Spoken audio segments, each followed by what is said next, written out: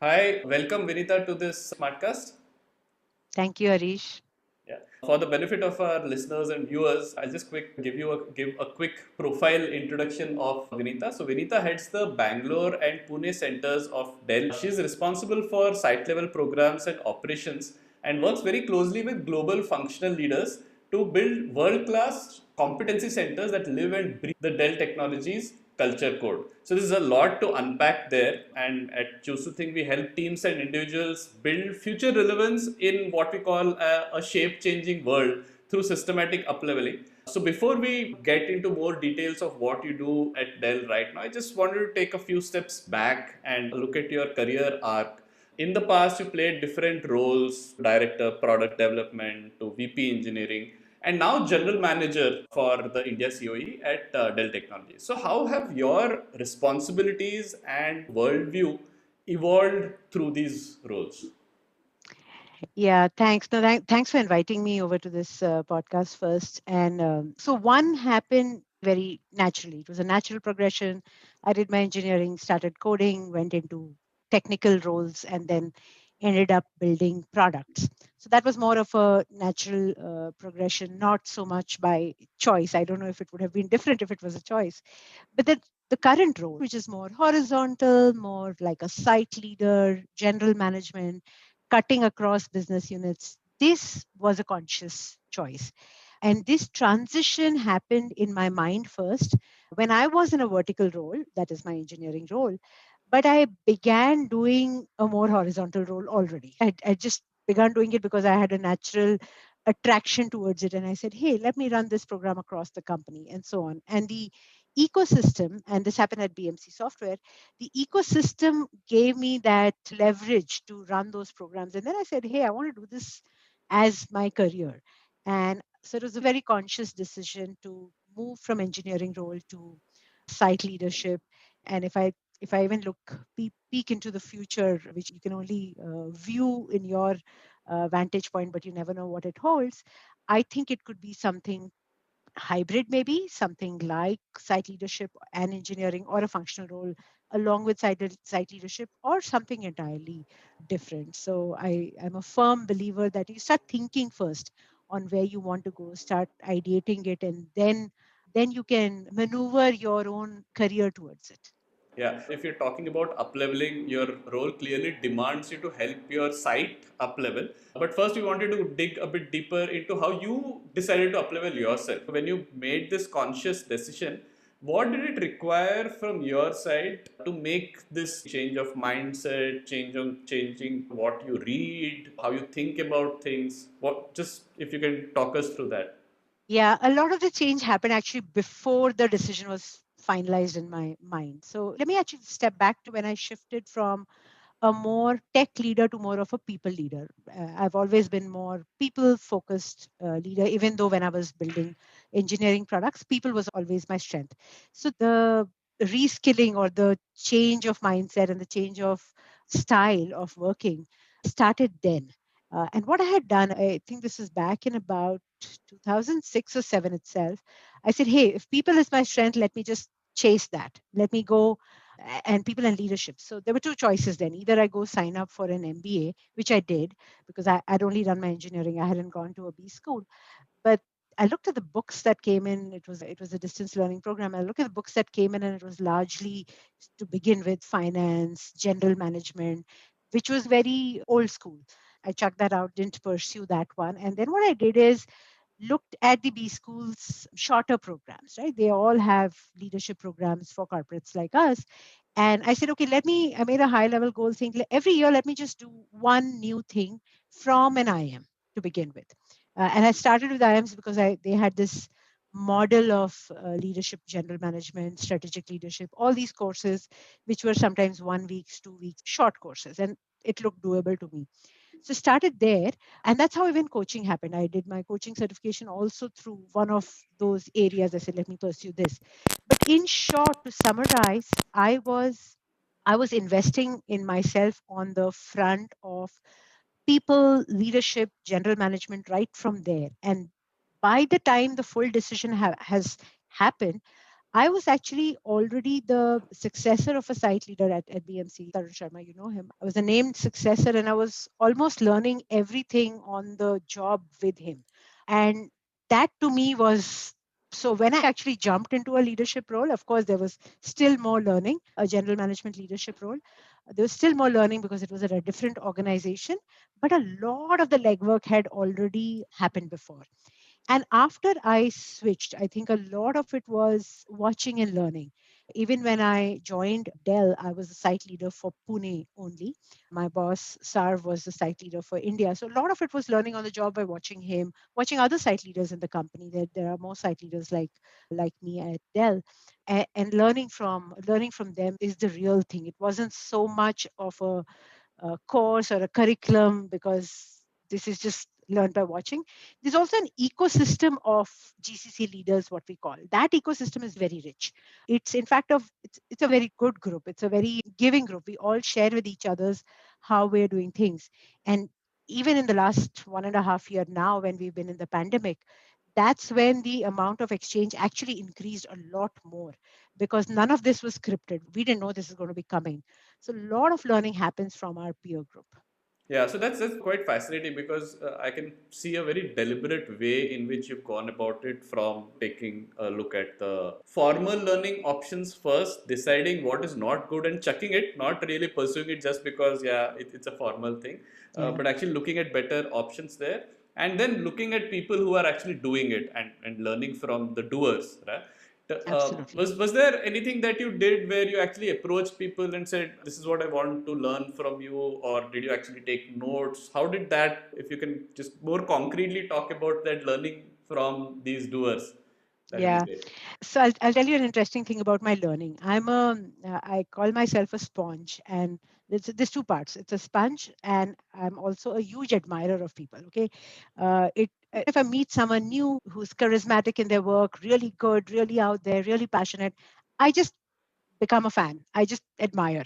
And there's so many people. My number of people I look at in an admiration way is huge. And I'm calling this out. This might be a very simple thing to say, but I think my ratio over there is very higher. It comes with its flip side that sometimes I'm overawed by certain personalities. But that doesn't matter. The cons is very small, right? I'll just get a reality check and say, okay, I put this person on a pedestal, but this person is not as good as I thought they were. That is an after that'll always happen later if I have over amplified in my mind. But what that over amplification does and what that puts my learning lens at is, hey, this person is great. Let me just learn to see how this person articulates. Let me just see how they run in a critical time like right now in COVID. Let me see how they network and so on. So I'm less of a note taker, but a big sponge when it comes to watching people I admire and learn. And this is a habit. This is very inherent now. I've, of course, sharpened this habit even more because I've seen the benefits I get of that. So it's a very simplistic way of learning, but I don't forget. Like even now, years later, I can remember a couple of people and how they did a certain thing. And it's literally etched in my mind. The trick, however, is to apply, right? Right. Getting fascinated by how they're doing and so on. And that needs a lot of this sitting down and thinking of situations of the past. So anytime someone asks you a question or asks you a story, it doesn't come top of your mind because of recency effect. You'll only remember the most recent story. So I'm a dreamer. I love to dream, and what dreaming also gets along with it is there's a little futuristic and there's also the past part. So whenever I'm at a situation, I go back and think about all these people and say, how would they have done it? Did I? And sometimes thinking harder brings me those stories from the past or the mapping. They're not the exact same stories. If you look at pandemic right now, none of us have a past story which is Right. exactly the same. But we've had similar things at a maybe a smaller scale. We've had floods in the past. We've had other things. And how did we think then? What was our approach more than ideas? What was our approach? And just sitting down and thinking about that brings me those ideas. I'm less organized when it comes to some of these things, but more in the head, more thinking kind of a person. So I hear a lot of reflection and thinking meta Yes. about different Yes. things. See, you're articulating so much better. I'm admiring that. Thanks. Another thing that fascinated me when I looked at your career arc, Vinita, was the change of scale. you worked at companies like BMC Software, which were great in terms of learning environment. But suddenly, when you move to a company like Dell, it's an order of magnitude that you're talking about the transition. So how did it make any impact, and how did you prepare yourself for that change? Yeah. So if I had moved from a smaller company to a bigger company like Dell in an engineering role, I don't think it would have been a bigger change. It would have still been a change because the company is large, the ecosystem is large, but it wouldn't have been a big thing. But because I moved as a horizontal role in a bigger company, and to just take an example, the entire, and BMC was a great company. Like I said earlier, I learned most of my site leadership work over there, but the entire BMC Global is smaller than Dell India, as an example, Right. just to give you a scale of it. So the scale was, it's Dell is the biggest company I've ever worked for. And and absolutely, I was almost like a no one when I came in. So the whole credibility had to be established again. Defining stakeholder, I still do that. It's been what, almost close to 4 years now. And I still find newer stakeholders that I haven't built my relationship with yet and have to work with them. And the immediate ones have been done, of course, but it's a ever changing ecosystem. And also finding out within your big company, what's your space, right? Who will benefit from what you do? And how do you focus as well as go broader? The other thing is finding the gaps. What and this is even more important in bigger companies because there is so much you can do. You can get totally overwhelmed with the size of the company and spread yourself too thin, or find out the first few problems and first few gaps that are directly attached to your role and your scope of overall functionality, and then it increases again and again. But at Dell specifically, I think the one thing that eased my entry into the company was the employee resource groups, because these cut across the globe, cut across seniority, and we have many employee resource groups in the company. So I picked the two that I'm most passionate about immediately as soon as I came in, and that gave me a whole network of, even within two ERGs, network of people across business units that I could quickly work with. And when you're working for a cause, all our employee resource groups work for a cause. When you're working for a cause, your mindset of work is very different, right? You're holistically working for one common purpose. The dynamics are very different and you network in a very different style. So that, I think, eased me a lot. But I think the biggest leverage a big company like Dell has is its size, but also the career hops you can do. So when I came to Dell, I met a lot of people who've been in the company for many years. My own boss has been in the company for 33 years. When I learned that, I was like, okay, right out of college, you've been here. But what most people, tenured people in the company have done is a lot of career hops. So when you move from a whole engineering function to an IT function or to services, it's like joining a new company Right. altogether. And people have done that. So that's the leverage you have, that within the company you could do your learning and switching. And of course, we encourage moving teams quite a bit. Yeah. Yeah. So even on the networking side, what you were saying, if I put my marketing lens, it was like doing your STP, your segmentation, and targeting the right segment, knowing what to position to whom. Correct, correct. And look, it didn't all go well. It took time. Correct. When you come from a smaller company to a bigger company, and how much ever humility you have a reputation in a smaller company, and you start thinking you have a reputation, you're good at this, and so on. But when you come in here, nobody knows you. You're new, right? Or very few people know you. Right. Your reputation sometimes precedes you for people who know you from the past or have a connection or a network. But to an absolutely stranger person who's never worked with you, never had a cross connection with you, you're just another newbie and you have to just build your brand completely from scratch. Yeah, yeah. Talking of software product companies, there are these tracks, right, that you usually associate people with. There, either in the engineering side, even within engineering, you have an individual contributor role, and there are some people like you who make that switch to a more managerial and executive role. So, what do you think are the right and wrong reasons for people to make these switches? Yeah, so let's go to the first level of switch, right? You have a tech track and you have a management track, and when you want to switch to a management track, and in India, a lot of people want to, at least it's reducing now.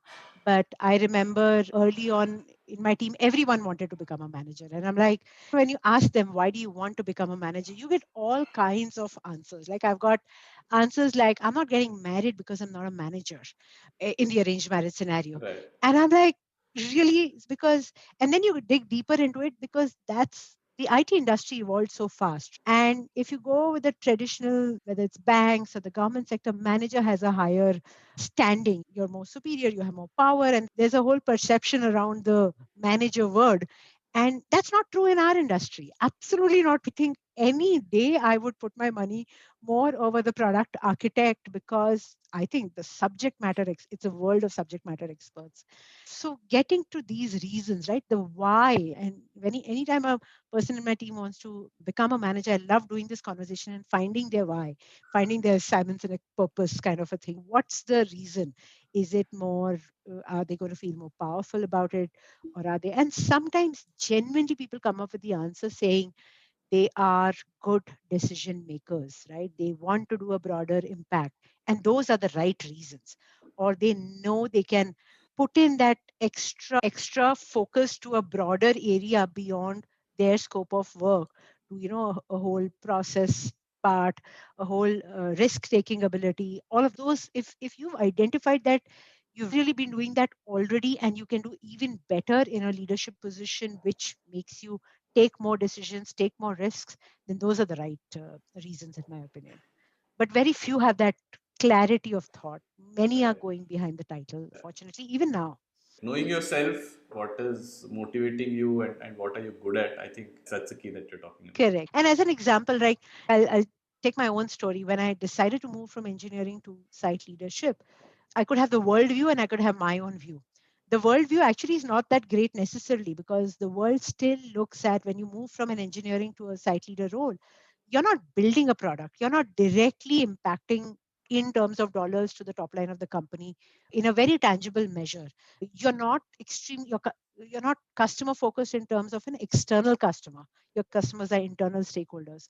So in the lens of someone, this could be a role which is not important Right. or not that crucial or not that value generating, but that didn't matter to me. It was, and the same external view could also be saying, oh, you're the site leader and you have a bigger responsibility. So the external views could vary from their vantage point, but that wasn't important. The important part was the why I wanted to do this. And of course I made this decision after spending about 20 years in my career, so it was much later. But you have to know why you're doing something. And do you see this changing, evolving in the Indian space? Yes, yes, a lot. It's so much more different. I don't have the, if I just take numbers at one state, everyone in my team wanted to be a people manager. And I was like, we don't need so many people managers, as an example. But now I think the younger crowd that we are getting in is so much more clearer. Some are even very clear that they want to do tech for 10 years only. That's it. And they'll say, we'll figure out what the next part is. Like they talk about switching out completely from the IT industry. I think that kind of a clarity is a generational gift that we've got over time. And I'm glad if the previous generation helped get that clarity, or whatever the ecosystem or the schooling, whatever led to, or the internet led to this kind of a clarity, it's good because we need that. We need people to work on something that they enjoy doing and know why they want to work on that. And in general, how do you think GICs, your what we call as global in-house Yeah, centers, GICs or GCCs, GCCs, how have both are the they, terms. yeah, how have they evolved over the years, especially in your career?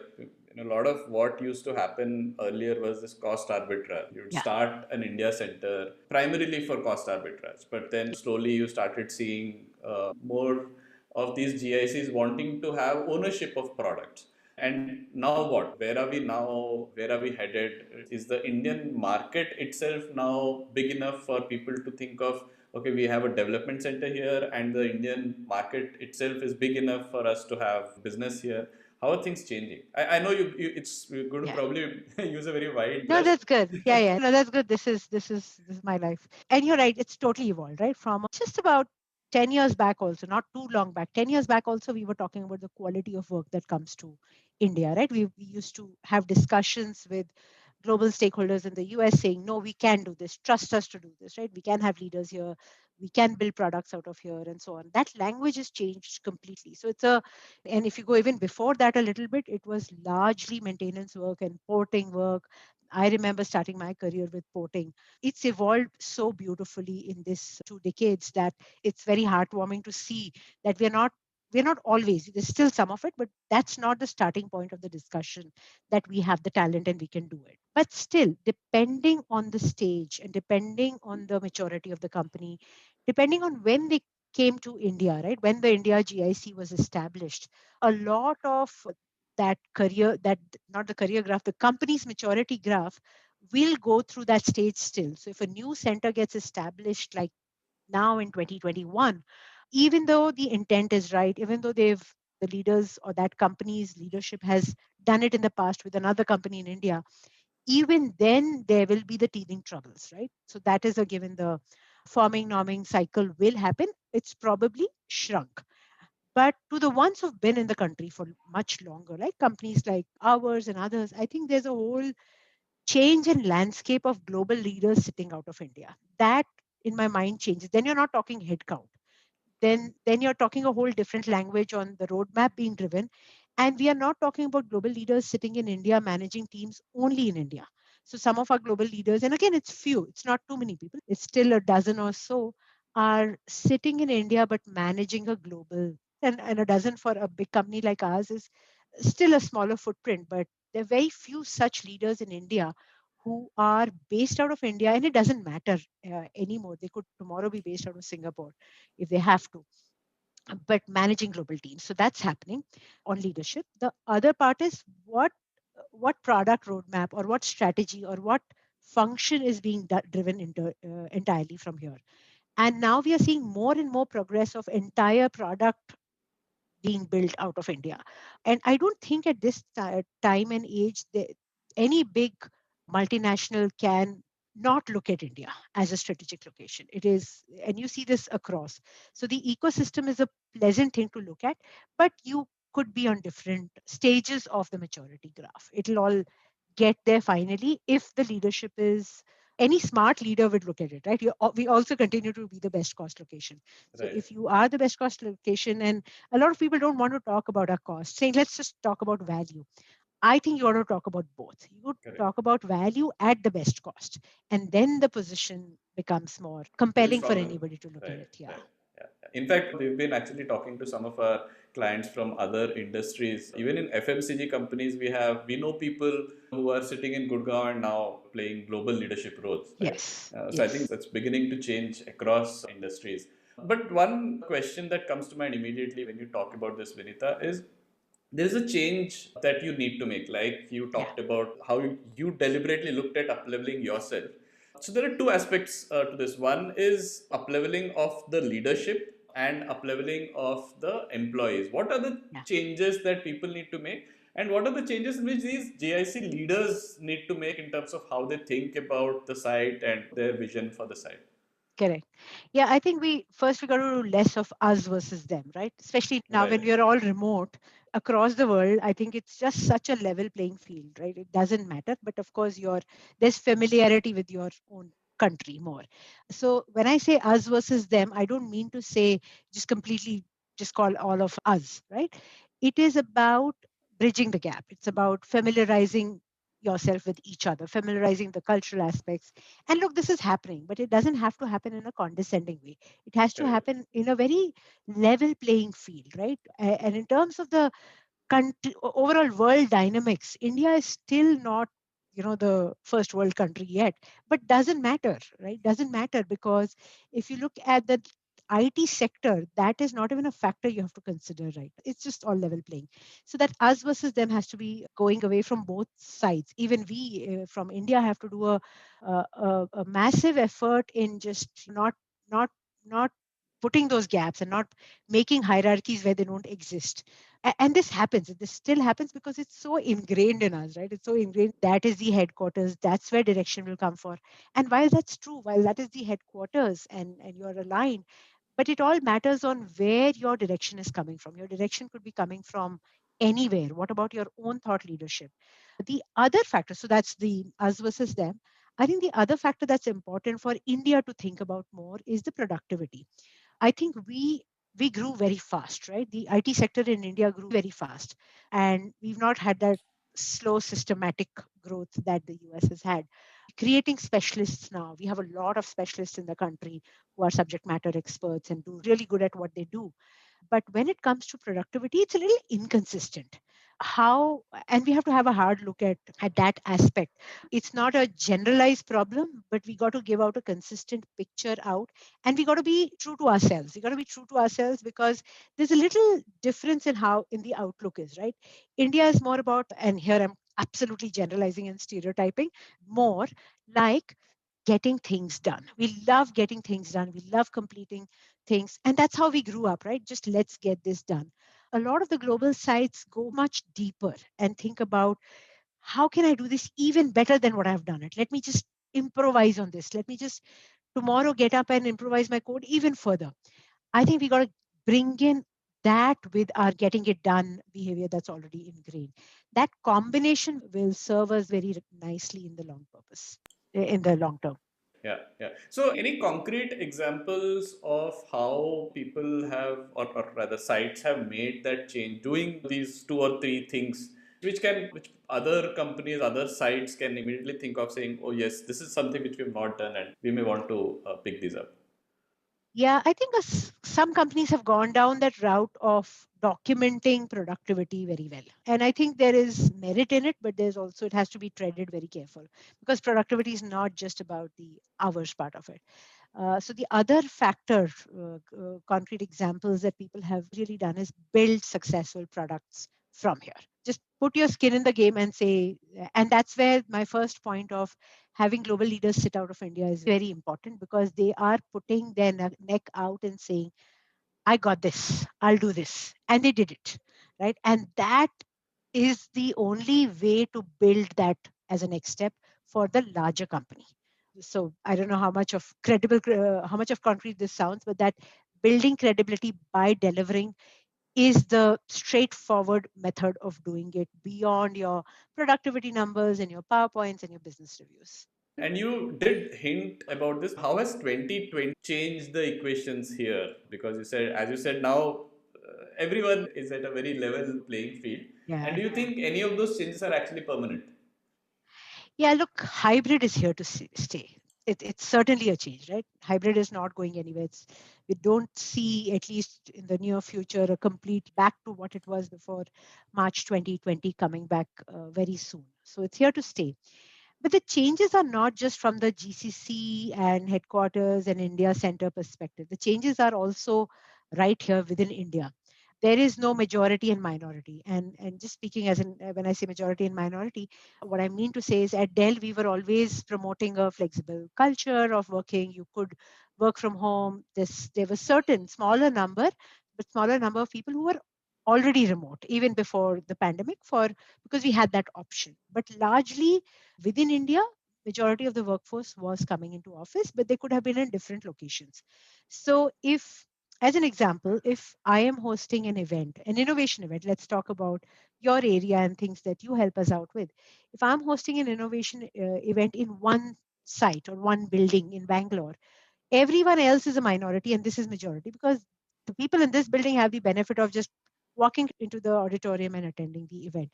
And we obviously saw more people attending here, lesser people from other sites. Now that has completely gone away. And I love that change. In my role, that change has been one of the biggest gifts of this remote working because to me now an event is pan India. It doesn't matter where it is being hosted. And there is no minority who is not able to hear clearly because somebody is speaking off the mic and so on. Everyone is in this system of a Zoom window. Now, it has its cons, of course, but we've seen this change bring us more together on our programs than before. Yeah, yeah. You also, can you briefly talk about your role in terms of people living and breathing the Dell culture? What does that really mean? Because these can be very high sounding words. People don't understand what it really means. How do you actually live that culture? So if you can talk about Yeah, what that sure. means, what does it look like, your day to day schedule in terms of making this work for the company? If you can talk about that. Yeah, yeah. So we have a very strong culture code. But let me speak more about which are the parts of the culture code that resonate the most with me and my programs that I run across. So to me, the part of being a conscious company, right? We are a very conscious company. And when we say conscious organization, it starts from our packaging material of our laptop to how we behave with each other to how inclusive we are. It's a whole spectrum. And we're changing the landscape here, right? Many companies are doing it, but to do it in real, right? Like when we say inclusion, which is a word you will hear from most organizations, it's a top of mind aspect for companies to work on, but it means so many things, right? It means many things. It's not just which is what it gets labeled as mostly. So that part resonates with me the most. And how it ties down to the being a conscious company, that is, how it ties down to my work, my scope of work is in all aspects. So I'll give you a quick example. So if you're running a hackathon, right? Most of our hackathons are business driven, but then, if I'm thinking from the organization culture code perspective, I will think beyond the business outcome of a hackathon.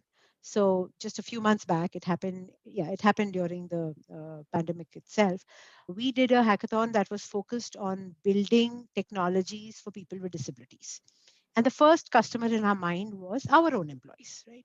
So, what can we solve? And the moment we started thinking with that, we got 30 ideas. I hadn't imagined when we rolled out the hackathon that we'll get 30 ideas that were real and that could be taken to different teams, like within tech, within our facilities, or to our HR or to business units, that could immediately be implemented as technology solutions to make life for people with disabilities easier beyond what we had already done. And we thought we had already done a lot. Now, just thinking through that culture code and mapping it down into a program is one of the examples. So you got to make it real to a credible. When you have to map your culture code into a program, you have to do that deep thinking and reflection again to see how you can do that. And I think that's really my life in my role to think of these things. And a lot of it comes from people, by the way. We don't have to think about it alone. A lot of these ideas come from employees. And I think it boils down to how you can constantly keep reinforcing the message through different channels, different ways. That's Correct. what you're talking It's about. almost infectious. It's Right. once you do one, it makes people think of more. Think, oh, we Yeah. can do this. Oh, then we can also do this. So it's a very infectious circle Correct. of Yeah. thinking. Probably not the best word to use, but Oh, yes. but Yes. the virus has always got it right in terms of how best to spread, right? Correct. The Learn from least, the virus. yes, in the least resource intensive way. How do you spread your After message? after we've kicked it out, learn from it. Yeah. And Yeah. don't give a formula. Don't tell people how you are spreading. Yeah. So there is a lot more that I want to ask you about the diversity and inclusion that you Sure. referred to. But before that, I Yeah. wanted to talk to you about your management style. And if I were to ask you, say, one question, what's the one thing that you would have done differently when you started off as a manager? Yeah, I went in it very aimlessly because somebody pushed me into it, right? It wasn't a choice decision. I was just pushed into, hey, you might be good as a manager, so start doing it. So I didn't even take it very seriously. So if I would have done something differently, I would have gone back to the why and the thinking of why me, right? Why have I been picked to become a manager? And how can I do more justice to this role? And I was very young. I became a manager literally six years after coding. I was a first line manager. So I was still figuring out my overall career, forget my track. It's a very different way of thinking that I have now. But the simple answer is I didn't think too hard.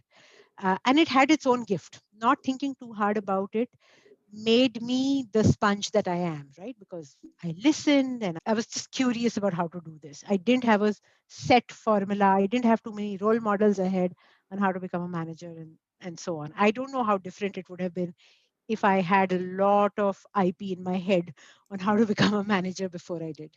So I think that's a natural segue to the next question. Now that you have the IP, do you think you have a playbook before you take up any new leadership role, or something that somebody else could actually use? Yes, it's not like a documented kind of a Right. playbook, but I lead a lot from the heart, right? So a lot of it comes from my heart. And I'm sure it is true for many other people. This is not a unique thing, but I tend to just assess and gauge. And the reason I put the heart out first, I'll tell you why. Because everything you do, when I say I assess the ecosystem, right? If it's a new role, I have to understand what is it, what problem am I trying to solve, who are the people involved, what are the current processes, what's my exact definition over here beyond the couple of lines that have been given to me. Now, the reason the heart is important is because you could assess this with a huge critique angle, or you could assess this in a loving way. And I think it's important to assess it in a loving way, because when you've come into a new role, the people before you haven't created a mess. Like most people like to believe I came in and I cleared the mess. No, not always. Usually not. Sometimes, yes. Sometimes there's a mess that you have to clean up, but most times there is a system, there's places. And like they say, when you're trying to solve a problem, the third or fourth person who comes into solving that problem has maximum leverage because people have done a lot of trial and error before that. So assess it in a loving way is the first step I would do. The second thing I do, and which I'm not 100% sure is the best approach, I take baby steps. I don't go unless it's a firefighting kind of a role where I have to solve a big problem very quickly.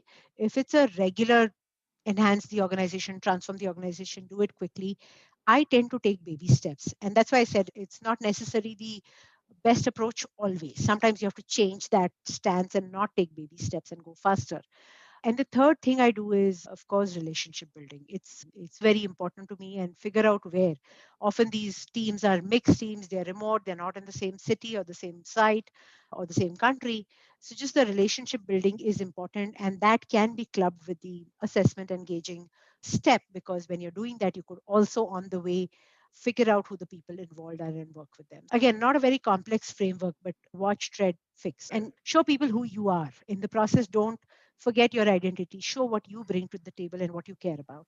This is really, fantastic, Vinita, because we're probably getting the like Pressy writing, right? What you've learned over so many years, we are, getting that in the form of this Thank you. easy I've playbook. No, thank you. I find it very simplistic actually, but I think simple works. You don't need a very complex formula for everything. So, any people or books or influencers who have affected your management style, influenced your management style, Yeah. I spoke about this a little bit earlier. Like I right? said, I do a lot, and it continues. It's amazing how much I get into the admiration zone. I have to pull myself out of it, and because your own identity can get lost if you're getting into the too much of an admiration zone. But yeah, I think I learn constantly. I have this constant lens on. If you just leave aside the whole admiration part, I have this constant lens on what can I do better.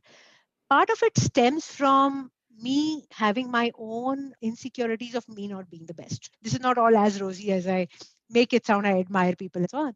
It's a lot about me not, and it's so much better now. But when I started off, I didn't start off as thinking, and I yet don't think that I'm really good, right? It's only now where I've started telling myself, no, I'm good at quite a few things. So that's a little bit of an imposter syndrome that's lesser now, but much higher before.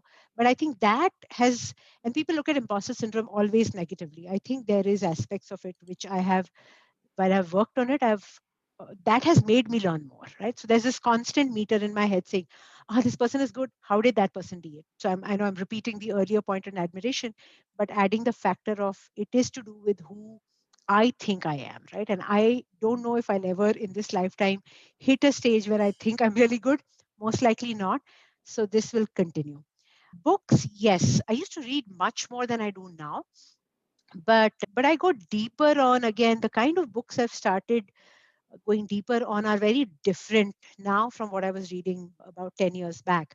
So I'll give you a couple of examples, and I don't know if you and me have already chatted about this, but all of Brené Brown's books have worked very well for me. And she talks about authenticity, she talks about fear, she talks about shame. The reason I like these books is because those were the problems I was working on myself with. So they made a huge impact. But Brené Brown is done. Then I like to read books on, done means when I say done, it's Right, right. already in my system.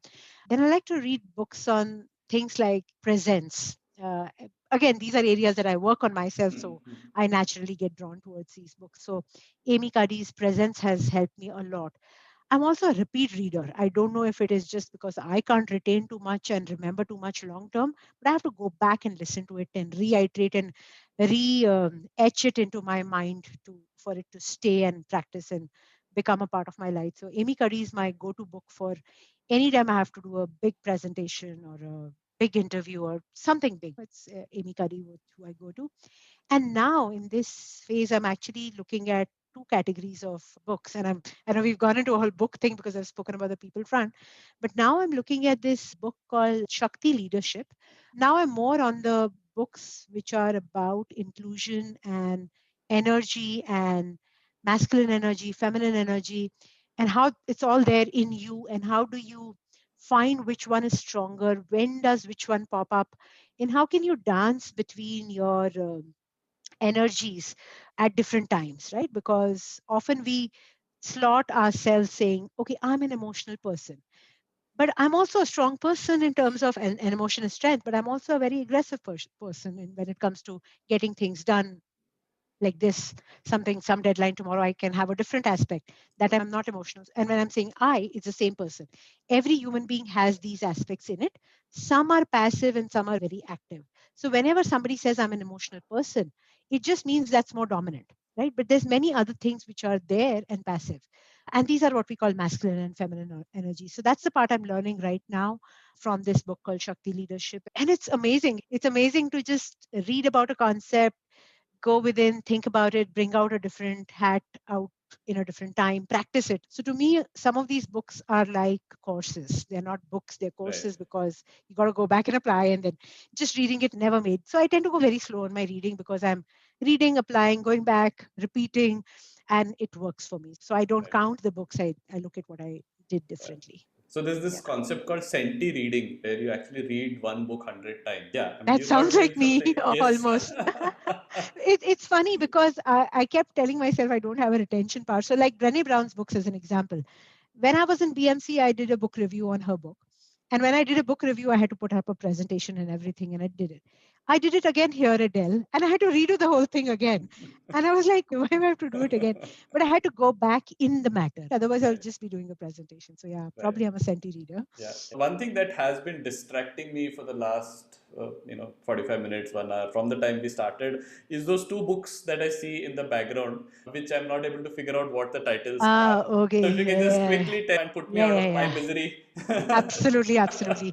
So both on the way. This was a book gifted to me by someone about 10 years back, and I didn't read it. Is it okay on the screen? Coming Yeah, up okay on yeah, the screen? yeah. Yeah. Think So like Da Think Like Da Vinci. Vinci. Yeah, I don't know if you're familiar with Yes. this. It's not caught my full attention Right. yet.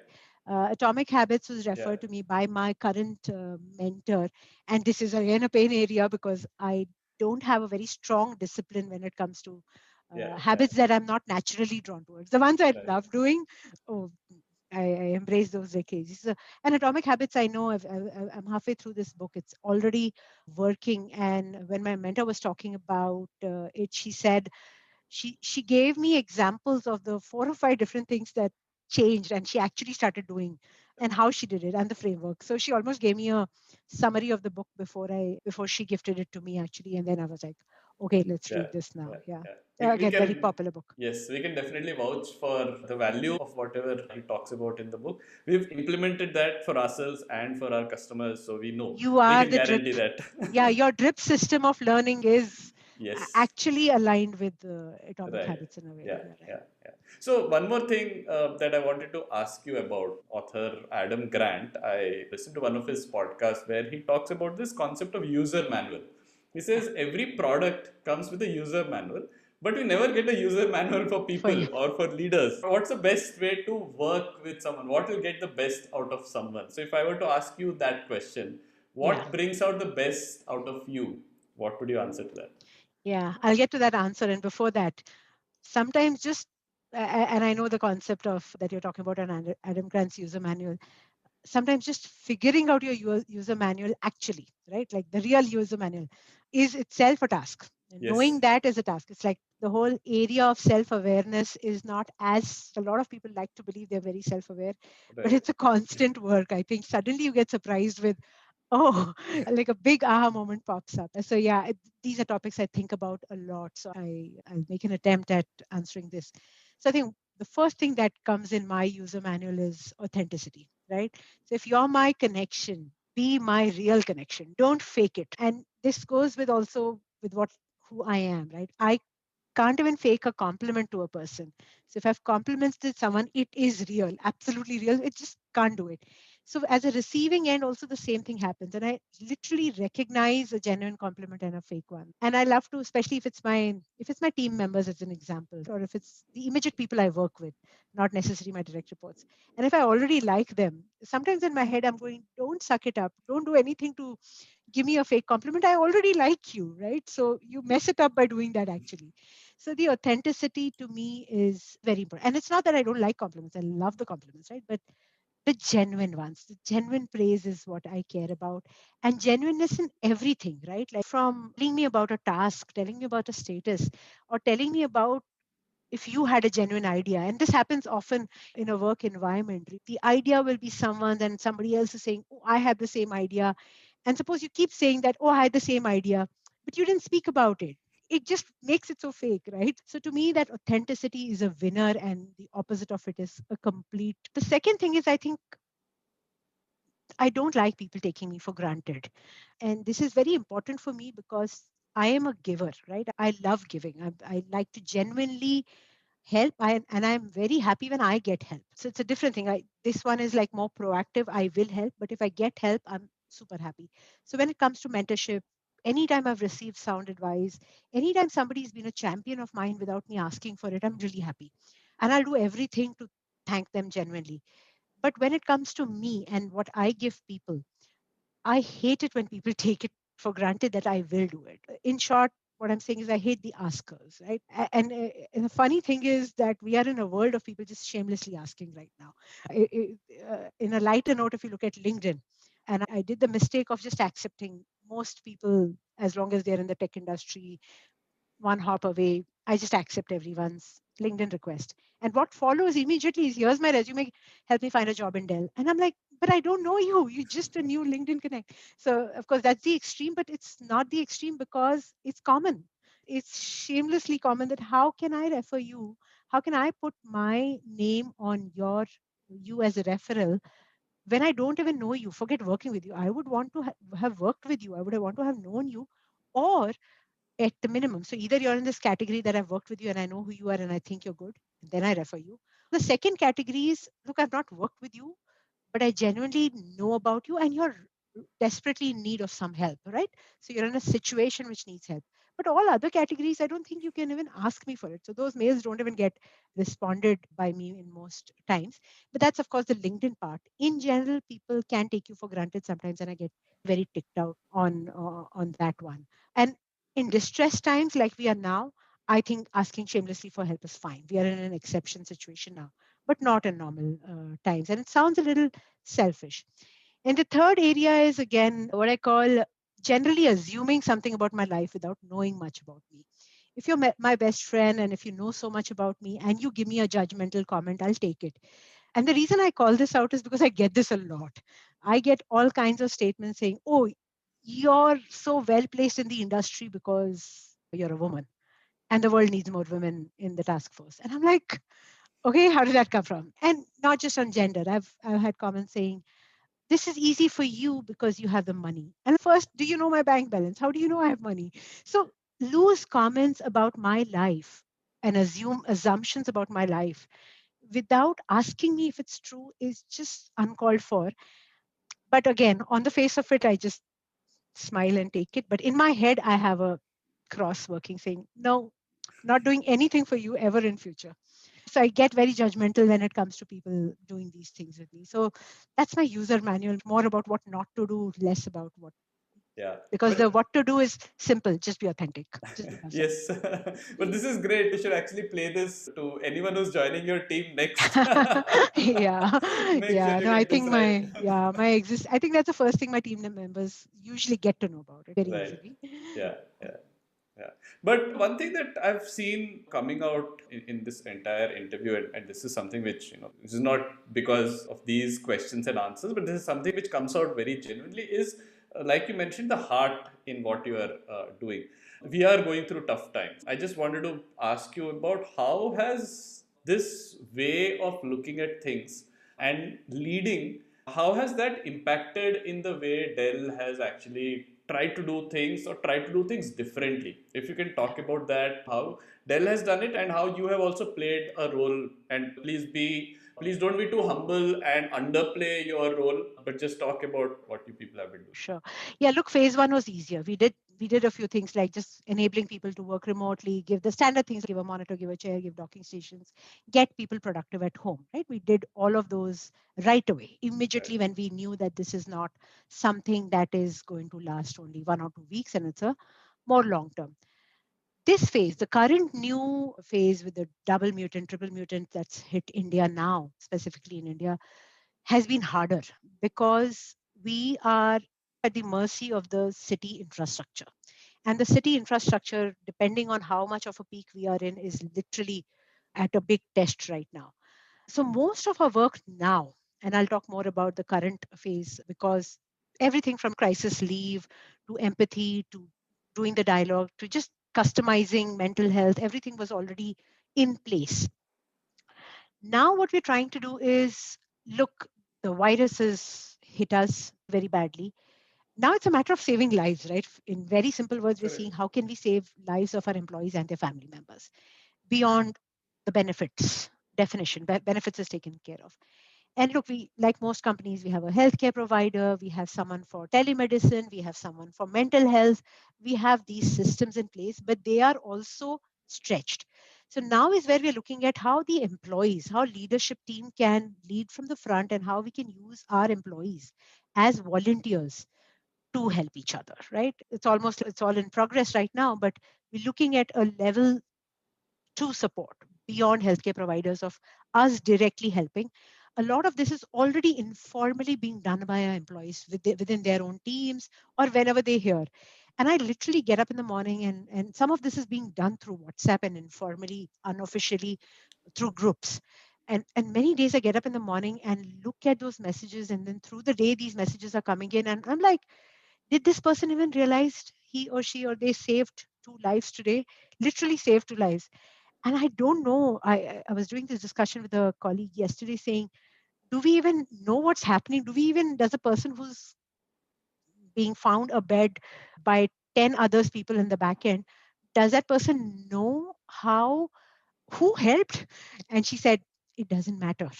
She gave me a phrase from, and I'm not a big mythology person, from mythology that was, I had to look it up and see what it means, but it really meant it doesn't matter. We're just all in this together, and it won't matter who saved them. What matters right now is just getting that person the resource, the oximeter, the concentrator that they need. And the informal one is really working well, but formally, of course, as a company, we're looking at all aspects of it, what we do. We're figuring out what to do on vaccinations, what to do on oxygen concentrators, how to get people the help that they need, and how to come out of this alive, literally. And again, thinking meta about this, if you look at what are the skills and the operating system required for managing, say, a support problem like this, right? Yeah, If you think yeah, of it that way, if you think of it as an operations management exercise, these are solved problems. Companies have done this at scale. Yes, not probably with what is at stake here, yeah. but a lot of those best practices can and should be used here, right? Correct. It's in-house. These skills are in-house, right? Yeah, If we were to set up, which we are thinking of setting up a level 3 support center, it's the same as a product tech support center, but this is a different thing. So those picking the right people to do this, and those skills exist in the company. This right, is just not the business we are in, but this is correct. more in-house for our employees. But we didn't have to innovate on the processes, and we used technology. In fact, most of the technology that we using to do all of this is in-house by our IT team, just some amount of customization needed and so on. The other interesting thing that's happening is a lot of us in the leadership team are doing things we've never done, right? And it doesn't matter whether you have the background for it or not. And this is what a life and death situation teaches you. When it comes to as critical as saving lives, you don't assess whether I have the skills for it or not, and so on. So, as an example, right now, I am partnering with our communications leader to run communications for this period. I don't come from a comms background, but I'm literally doing comms now in partnership with my comms leader. And it didn't matter. I didn't, in a normal time, if I was given a comms project, I would question myself, ask a question to my leader saying, but I don't know about this or and so. None of it mattered. It was like, yes, I'll do it. And I don't know what's the reflection that's going to come out of this later. We we don't always live in such times. We don't want to always live in such times. But the fearlessness that came in for us leaders to do this was amazing. And I wish if we can translate this down even to peaceful times, it's a gift we've learned. Yeah, yeah. Let me change tracks a bit, but not too much here. And I wanted to bring your attention to an article that you had co authored last year around the time of the International Women's Day. Yeah. It was titled, if I remember correctly, What Women Want, an Engineer's Guide. So, what triggered you to write that article? My co-author Sarika Pathak was really the trigger. She nudged me more and she did the massive work over there. But the trigger really was, look, Sarik, let me go back to Sarika and let me talk about a few things here. Sarika's a recent friend. I know her for about 2 years now. She's not like a lifetime friend. But the moment we got to know each other, we realized the commonalities. And this is not just she and me. I think there is this segment of what I call my kind of people, right? Career women. And when I say career, it could be any career. It could be a teaching career, it could be an NGO career, not IT, anything, right? Something that you do, mid level, my age kind of people, this spectrum of 35 to upwards, anything, senior and successful in their own definition of success, not in the world's definition of success, and secure and having an identity and having a voice. Right. This is my default formula of a friend. Okay. Anyone who's this is by default going to be my friend. I'm going to get along well. It doesn't matter. The rest of the things don't matter. And these people who are living life wholeheartedly. And there are many of them. It's a wonderful world of these people. And so Sarika and me both are absolutely one of them. And when we spoke about examples like this, and some of these were dark examples. I think some of these were like, oh, this is what we were told. How funny that somebody could even, how funny and how sad that somebody could say this to me. Or how, like, as an example, if somebody could say, hey, you have two incomes in the family, you need not work. I'm like, not your business. Again, not your business. And statements like these, which are just thrown around. And I don't want to sound very negative about these statements or make it only a my problem because it's not my problem alone. Ask any woman more or less, and ask some men, they've been given these statements. More women, less men, but we've all received it. Whether we've turned a blind eye towards it, responded to it, corrected it, fought for it is a different thing, but we've been given this. And that's where she and me said, let's look at this and let's start writing around it. We were a little more ambitious than what we actually acted upon. We wanted to do more of these. We should go back to doing more of these.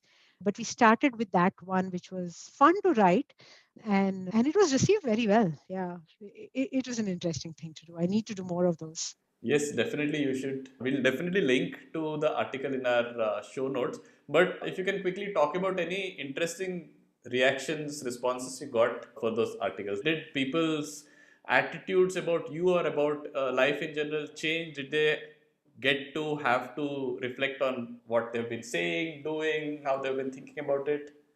Yeah, we actually got some people even call us. But if I look at what's the most common reaction I got on that, or the most common comment, right, the feeling sentiment, most people said bang on, right?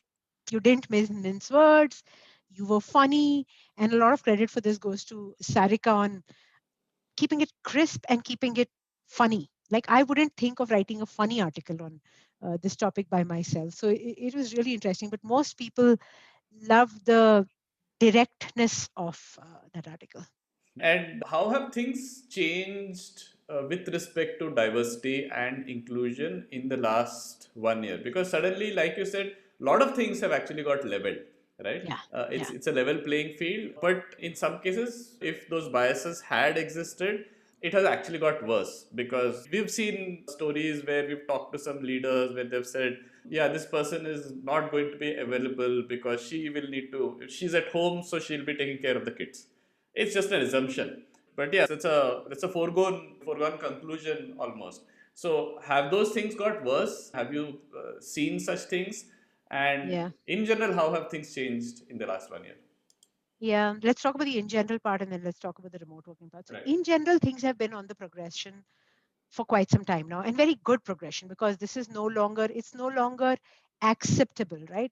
And systems are in place for people to not make comments that are offline, right, off the line or off the mark, or say something disrespectful or assume something. And I could actually, I have a system in place to call it out, not just to that person, and I have the courage, but also go back to my organizational systems to say, this was disrespectful, this was unethical, this was whatever.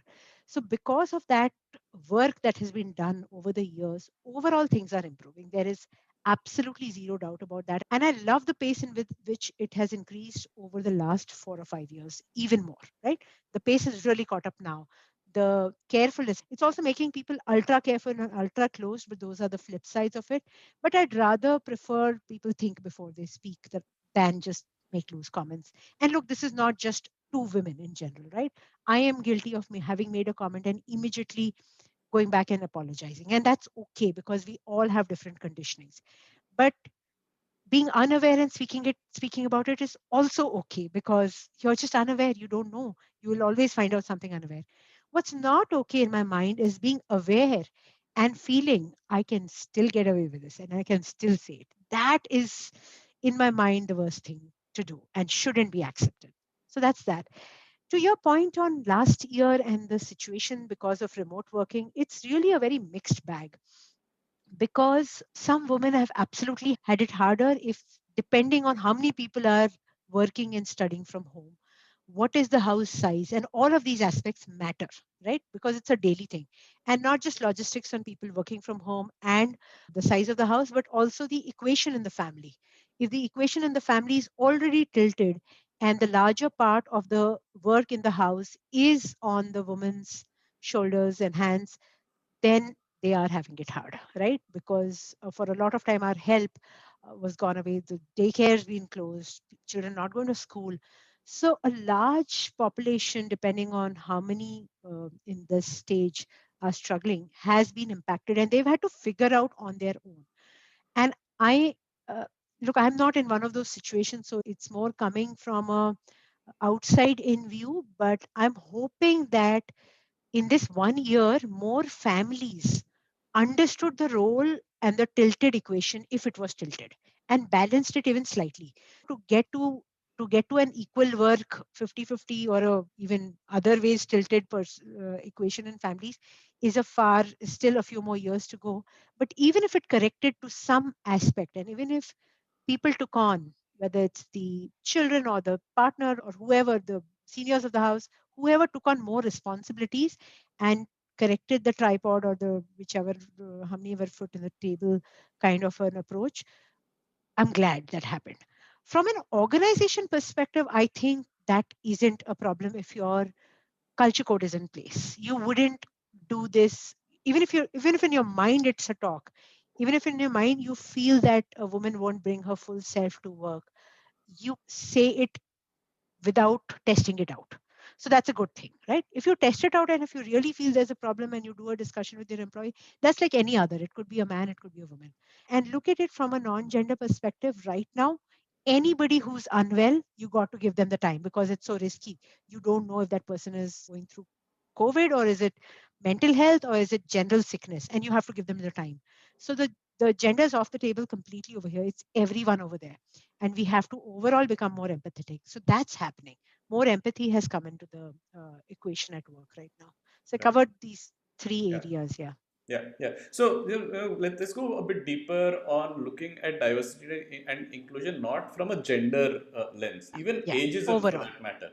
Absolutely. You probably have people who are maybe 50, 55, and their children joining in the same company. Yeah. There is clearly a generational change there, right? In terms of Yeah. thinking. You talked about inclusiveness in terms of, say, like in the work from home situation where you need to think of everyone depending on how many devices are actually being used at Correct. home for Correct. school or for work. You have to Correct. factor all that in. Yeah. Yes, empathy is increasing because people are probably being forced into situations where they now have to start thinking about these things. But what do you think are some concrete ways in which some of these can be improved? How do you actually get more empathy, and how do you help everyone develop that inclusive attitude? In fact, if Correct. you just look at the ageism thing, you need the younger ones to be more inclusive of the older ones and vice versa, Yeah, right? yeah, How yeah. do you get that? What are the concrete ways in which we can do that? Correct, correct. No, you're right. There's absolutely all kinds of. I have 24-year-olds joining my team. They're practically the age of my daughter. So it's a whole different. And I realize you're right on that. I realize that I'm bending backwards to fit in with them. It's just because they report into me. It's not like they have to figure out me. Right? I try to do a dialogue with them in an area in which we'll connect, which could be very different. My interest areas and their interest areas will be very, my language and their language is also very different. So a lot of it is aligning and bridging the gap somewhere. But at an organizational level, it's a hard problem to solve simply because this is adult learning. We're trying to learn a skill, and let me take an example. When I learned about the whole LGBTQIA plus, right, the terminology, it was a lot of work because I had to start from the definition first. Then I had to understand the life of someone in the community. And then I had to understand my language. I had to understand my pronouns. So there was a lot of learning that I had to do. It was learning. And it was still a learning where I only have learned it theoretically, right? I'm not in a world where I'm around too many people who've come out. So I haven't even practiced what I have learned. Am I really inclusive or not on that aspect? So you're spot on. It's the learning is hard. What we have done, a couple of things that we've done organizationally, and then I'll tell you about individually. Organizationally, we do have a very beautiful class on inclusion. I'm a huge fan of that class. It's called Mark, which is called Many Advocating Real Change. We work with a company to do that, but it's one of the life changing classes. And I thought I was quite inclusive. I'd done a lot of work on inclusion, but where I did that 2-day class and I walked out of it learning a few more things. And when doing that class with your colleagues is even more beautiful because then in that class you learn a few things. Sometimes it's a simple things like who or what profession were your parents in, and privilege. Even privilege is about comes around inclusion, right? So we can act so privileged because we got our education. Some of our colleagues' parents, and many of our colleagues' parents, not just some, many of our colleagues' parents didn't have a job in a company but were doing something which needed them to work with their hands, whether it was farming or whatever. And their education, their system, their learning was so different from, say, mine. So how do I not make it like a level? How do I make it an understanding? Right? It's a okay. This is how this person grew up.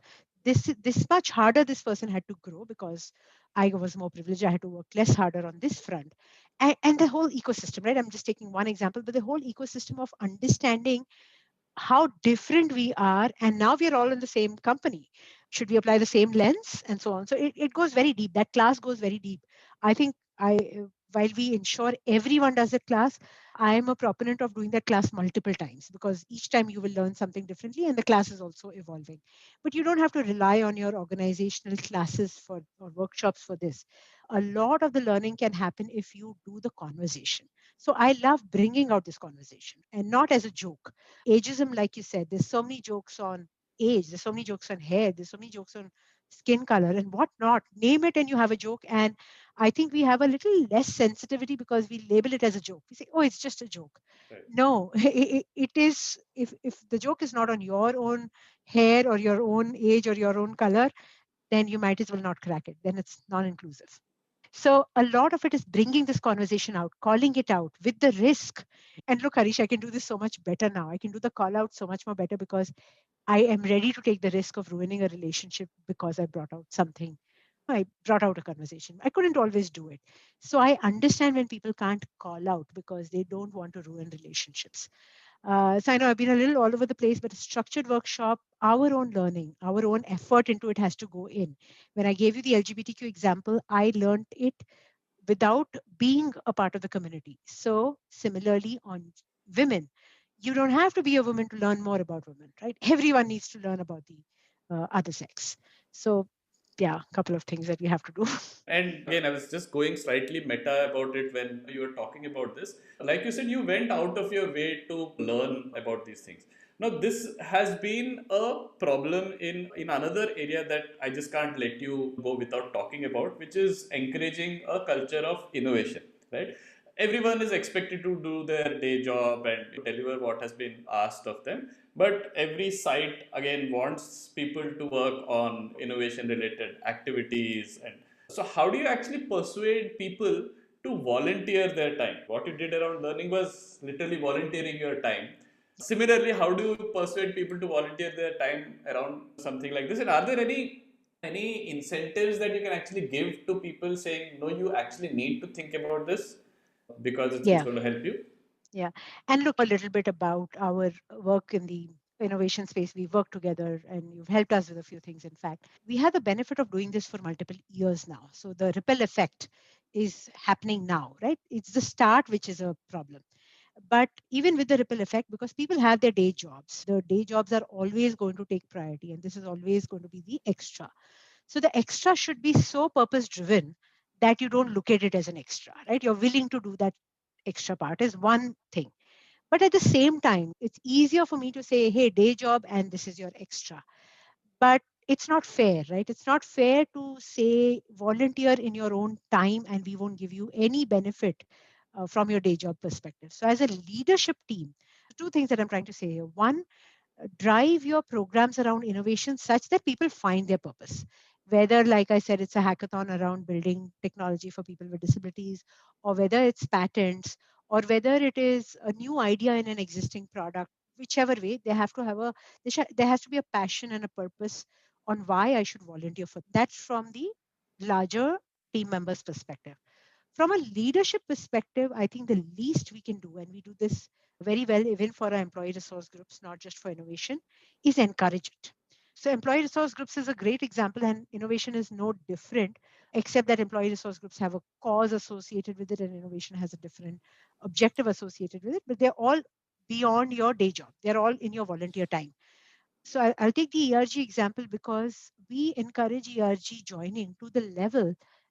If I were a new manager in the company and I was coming along or I acquire a new team, when I get introduced to my team members, I will certainly ask them which ERG are they a part of. And if they're not a part of any ERG, in my mind, I'm wondering if we have the right ERGs in place because our ERGs are so diverse from planet to the new age, the age divide that you spoke about, to women, to connectivity right now, and all of these, to cultural differences. They're so different that I find it hard to believe that you don't connect with either of them. But the point that I'm trying to make is that when I ask the question, which ERG are you a part of? I indirectly mean I hope you're a part of at least one ERG. And same goes with innovation. So it's almost become a show off point if you are doing this in a right way, in the right spirit, saying, hey, I do this and I'm also passionate about this. It's like one of those interviews. You go to the interview, and if you have all the skills, but you have no passion outside of what you've done, some people say, no, you're not fit for my company's culture code. Same goes with everything that we volunteer with.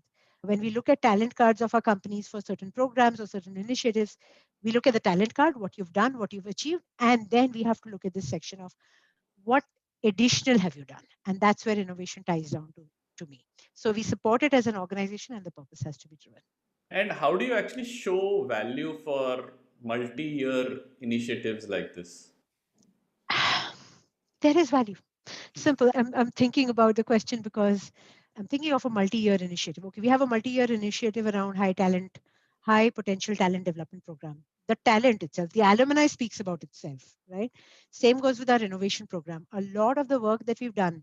So I'm imagining now, I'll keep sticking to one example for the inclusion hackathon that we did. I want to do that every year. But by the time I get to the inclusion hackathon next year, the value of the previous year is already shown, right? Because a change has been implemented, and a lot of our inclusion hackathon ideas were around our building facilities. So we won't be able to implement. We'll be able to implement those, but not actually use those. But around tech, right? If we've been able to already implement something from the last hackathon within this year, and then when we go in here, it's just like I said earlier, a ripple effect. It becomes sticky. You know what you're going to get out of it. If you put in an idea and work on that in that hackathon, there is a possibility that it's going to impact lives. And that builds on each other. Then it's a matter of capturing all this properly in a proposal or a PPT or a review kind of a thing, Right. logistics of all of that. Yeah, yeah. Till now, this has been very useful, very valuable, but slightly heavy in terms of the weight of the conversation. So let's make things a bit light. So, what do you do Sure. outside of your work? These days, it's just gardening because there's hardly anything outside of the campus society, right? There's nothing outside. Let me tell you some interesting things about my gardening. I'm a plant killer. I kill plants like a lot, right? Because Okay. I didn't sit down and learn about it, but I love plants. Like my dad has a green thumb and he's always been. So it's the aspiration, right? I want to be like my father when it comes to gardening. He can randomly grow things from anywhere and everywhere. So that's an aspiration, and I'm a huge fan of his gardening. Okay, so I'm going step by step now. So first I started with of just doing the more capitalistic thing, going and buying as many plants and planters and planting them. That's not enough, right? You can't throw money and get a garden out of it. So now I'm learning. Now I'm going back and learning. I still kill plants. I still, because I'm a little casual about it, right? I'm not giving it my 8 hours a day. I give it like 30 minutes a day, but I'm trying to do it a little bit more systematically. So that's one thing that has become has been what now? I've always been doing it in little habits, but properly in the lockdown and since March 2020. So it's been about over a year that I've done it, and very happy with the whole work. And it's just seeing, just putting that seed and something popping out of it is like a child. It's amazing. It's very sad. Like I literally count flowers every day, and every day over chai. And I think my husband must have gotten bored out of this and say, "Oh, look, new leaf. Oh, look, new flower." And they grow fast, right? Some of these things. So I think it's gone quite in my head now. I'm becoming the plant lady. Yeah. Okay, great. So that's another topic that we should be exchanging notes Separately on talking on. Sure. outside of I know you are in it. yes. You're much better, I'm sure. I'm the plant killer. Don't show me your plants. Yeah, and what you we spoke about some of the books that you read, but anything outside of these work related books that you read and other Yeah. things that you do. Yeah, most of my books are outside, as in they're more psychological kind of an effect. Hmm. On books, very quickly, what I do more is, while you saw two physical books here, I'm more on Audible right now because Okay. I can club it with walking. So Right. I can, and that's why the multiple repeats are needed. On Audible, it takes some time to Hmm. go. But I'm so thankful I went to Audibles, and I haven't canceled my US Audible subscription. Now it's much cheaper in India just because I always have more credits than I can read. As I keep doing that, I'm again like gardening, I'm more of an aspiration. My aspiration on reading is much higher than what I'm actually doing. I'll get to it. Keep thinking of when you retire, how much more you'll do, but I don't know uh, if that'll happen, because now in the lockdown we really had more time with less travel, less and all. But I only moved a few steps in that direction. But I'm also beyond outside of work and outside of work related books. I'm also a massive Netflix, Amazon Prime, whatever watcher, because to me that's also somewhere not just it's not useless to me. Watching TV is absolutely not useless to me. I remember watching Madam Secretary and getting inspired by her. Just her body language and just everything. And then I watch some of the useless stuff. Like I watch crime and then I get bad dreams and then I stop crime for some time. But TV and series are an important part of my life, and also the bonding between. There's some parts that I watch alone and some parts which I watch with my husband. So we discuss characters sometimes. We get quite into it, so on. What we don't like to watch is badly made series, very badly directed series, bad acting, and no plot. That's what we don't watch. We watch some hardcore stuff of good crime with lots of killings. Yeah. So what's the show that I should not watch? I'm sounding a little country critical right now, but I'm not a big fan of some of the Indian series. Very few have come out, and only now recently they've come out to be. So I've watched this one on Arya, it's Sushmita Sen, and I said, "Hey, Sushmita Sen has to be good." But so badly made. And I was like, no, can't watch it, can't watch it. And maybe the bar has risen higher because of more, some of the European shows are so well made. They'll never give it out. They'll never explicitly call out something saying, okay, look, I lifted this book. But whereas some of our shows are like calling it out for a dumb audience, maybe, or I don't know what. But that pisses me off completely. So don't watch Arya for sure, even if you're a fan of Sushmita Sen. All right, noted. So, any hacks that you have done which you're really proud of?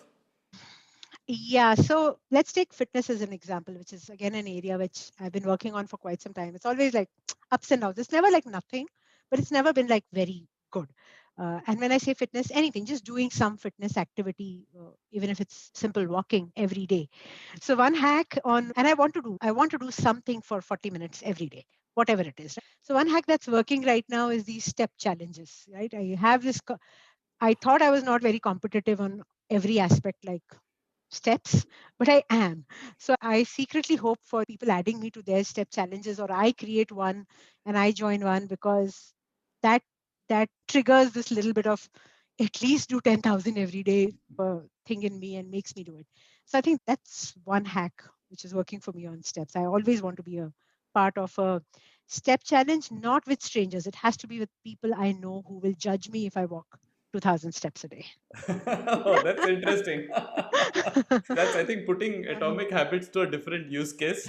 But yes, that's quite useful. Yeah, What's the yeah. first non-work related app that you open in the day? Instagram. I'm right now on Insta. I am a fan of Insta, and most of it is plant feeds, by the way. Okay. Which you can't touch and kill. Yes, yes. I see and then I aspire even more. I'm like, okay, I can do this. I'll be there. Nice, yeah. So let's come to the last section where I'm going to ask you for your hot takes on three things. I'm going to give you these words, and this may sound like a rapid fire, but it need not be a rapid I'm fire. You can bad. take your I'm terrible at rapid fire. Give me time to think. yeah, Okay. you can take your Yeah. time to think about it. So, what is the future relevance of hackathons? You want me to answer in a few words? You said, right? You can take your time. Uh-huh. It's a hot Uh, take. Yeah, yeah. yeah. I think when you want to do something quickly, quick, rapid, do it. Right. Put it out there. And I think the pandemic is a great example. If I want to build a quick command center to help my employees, hackathon, perfect way to do it. Yeah. And what do you think is the future relevance of engineering managers? Need very few of them. Don't need too many, because with the whole, so we have a ratio of say 1 is to 12, but it can expand to 1 is to 20 from a numbers perspective. But the role is changing. The role of process is changing with CI/CD, with everything being a burn down chart if you're using Scrum or whatever tools doing your job of task. Your engineering manager role evolves and you need lesser of them. So it has to become more people centric and more strategic, more where should my direction go. And I'm using product engineering example because that's really the life, but any manager, right? If it could be a manager in services, what customer problem am I solving, what strategy am I solving, how am I ensuring my people are at their best, happy, productive team. If they can do, that's what we need. Right. And finally, what is the future relevance of GICs in a post-pandemic world? Truly global. It is, you're in the same ecosystem, right? It just happens to be in a different time zone. The only thing that matters, and in fact is of a benefit, is that we are also low cost. But I really feel now jobs should be posted across the whole facility management part, the whole where are you based out of. It won't go away fully, but it reduces and focus on work increases. Hybrid model, right? Hybrid GICs, that's what we're getting to, should have should become boundaryless now post pandemic. Right. Yeah, that was the last one that I had, Vinita. This was fantastic. Like I said, we've actually got playbooks on how should leaders be thinking about how to get their teams to do more. We've got playbooks on how engineering managers should be thinking about how to do better, how to manage better, how and when to make the switch and not to make the switch. I think the most important thing that we've picked is your user manual. So if someone wants to join your team, what is it that works well with you and what does not? So Yeah, this is yeah. really great. Enjoyed a lot Thank of things to you. learn. Thank you. No, I enjoyed talking. It's very conversational and it was really nice talking to you on this Yeah. different set of topics. Thank you.